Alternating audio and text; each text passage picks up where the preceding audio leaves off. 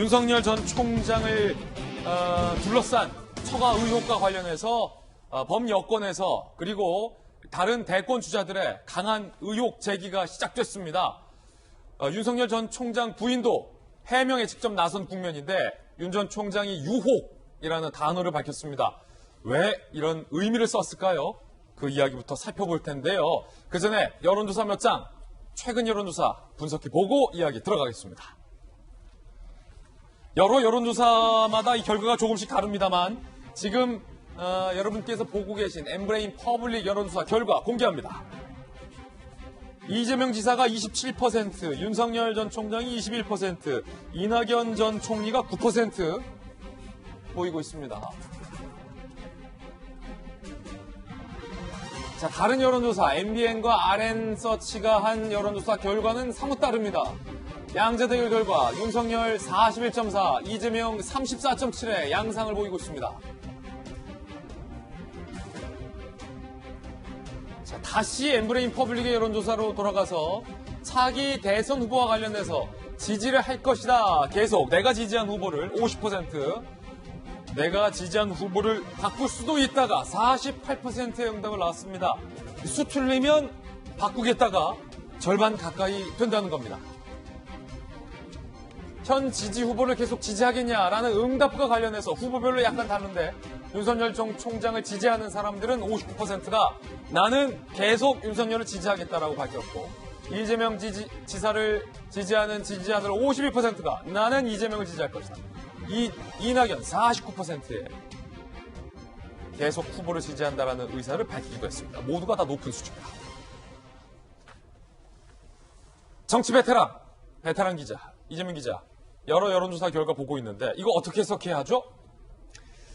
글쎄 일단 윤석열 총장이 6월 29일 날 대선 출마 선언을 했고요. 그리고 이재명 지사가 어제 대선 출마 선언을 했고요. 그래서 제가 볼 때는 지금 이제 조사들이 다 그 여론이 완벽하게 반영돼 있지 않다고 볼 수 있어서 이번 주말을 거쳐서 다음 주 초에 나오는 여론조사를 보면 대선 초반 판세를 어느 정도 읽을 수 있지 않을까 이런 생각이 좀 드는데 일단 다음 주 월요일 여론조사가 대선 초반 판세다. 그렇게 볼 수 있을 것 같습니다. 그런데 일단 지금 본 거는 다자구도와 당연히 이제 가상 양자 대결의 결과는 다를 수밖에 없는 거죠. 근데 중요한 건 여러분 잘 말씀드린 것 같은데 이 여론조사는 정말 대선에서 가장 강력한 힘을 갖고 있습니다. 그러니까 여론이 여론조사에 반영되는 거지만 한편으로 또 여론조사가 여론을 끌고 가기도 하죠. 그렇기 때문에 여론조사 결과가 초반의 여론조사 결과가 어떻게 보면 경선에 굉장한 영향을 미친다고 볼 수 있고 특히나 이재명 지사 가장 중요한 상대가 이제 경선에서 반 이재명 연대가 과연 되느냐 안 되느냐 이 문제일 텐데 이재명 지사가 만약에 압도적인 우위를 계속 선점한다 그러면 사실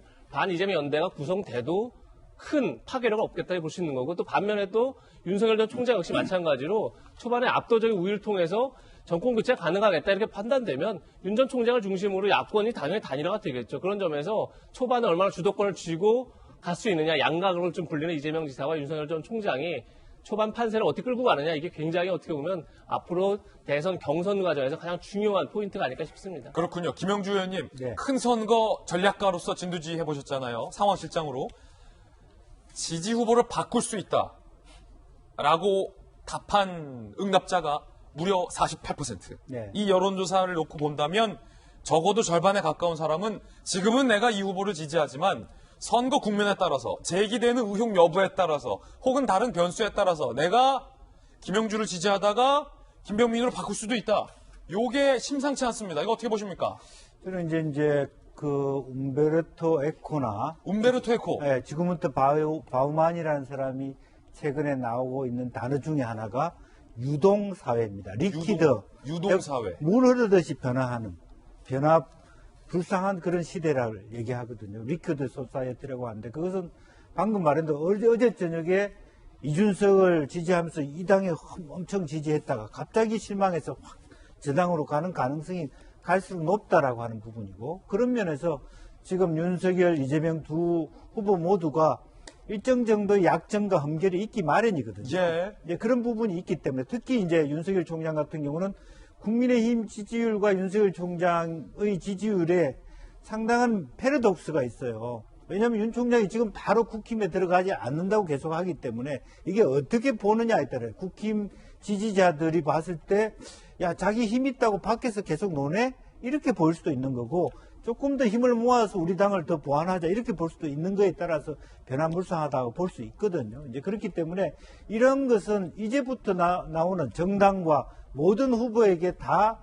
말하자면 적용될 수 있는 부분이기 때문에 더욱더 이번 대선 판세조차도 요동칠 것이다 그렇게 보는 것입니다. 예컨대 윤석열 전 총장이나 이재명 지사나 다른 대권 주자들도 리스크 관리를 그러면 엄청 잘해야 된다는 얘기로 들립니다. 그렇습니다. 그렇기 때문에 어제 이재명 지사가 형수 문제 발언에 대해서 굉장히 조심스럽게 정리하고 가는 이유가 윤석열 전 총장도 엑스파일에 대해서 그렇습니다. 단호하게 대응하는 이유도 지금 현재 보니까 이제 장성철의 나비 효과가 이상하게 말하면 줄리 문제까지 혹은 그런 이야기까지 가게 되는 변화가 있거든요.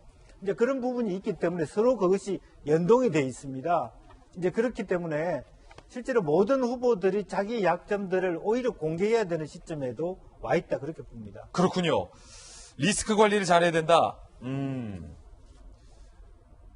이재명 지사도 윤석열 전 총장도 대표적으로 여야에서 1위를 달리고 있는 주자인데 상대방에서 제기하고 있는 리스크들 의혹이 있거든요. 이걸 어떻게 관리하느냐에 따라서 지지율이 추락할 수도 있다. 자, 이 말일 겁니다. 민주당 주자들은 일단 윤석열 전 총장의 이 리스크를 부각시키는 전략을 짠 것 같습니다. 들어보시죠. 요즘 윤석열 전 검찰총장이 하시는 걸 보니까 추미애 후보에 대한 이해가 좀 높아졌어요. 아, 그래서 그랬구나. 법무장관과 검찰총장으로 만났을 때 많이 애태우셨겠구나. 별로 개의치 않고요. 주말을 공식적으로 밝히기 전에도 정치 발언을 했었죠. 시시때때로. 그런 걸 보면서 그분 자체가 정직하지 않다, 모순이다. 그래서 뭐 그분이 저의 꾸짖음에 대해서 뭐라고 말하든 뭐 개의치 않습니다. 특수과외까지 받으시면서 열공을 하신다고 하지 않습니까? 국정이라고 하는 게 그렇게 호락호락 쉽게 익혀서 될 수 있는 일은 아닌데 좀 더 공부하시고 채운 다음에 발언을 들어보고 제가 판단하도록 하겠습니다. 좀 더 열심히 공부하시기 바랍니다.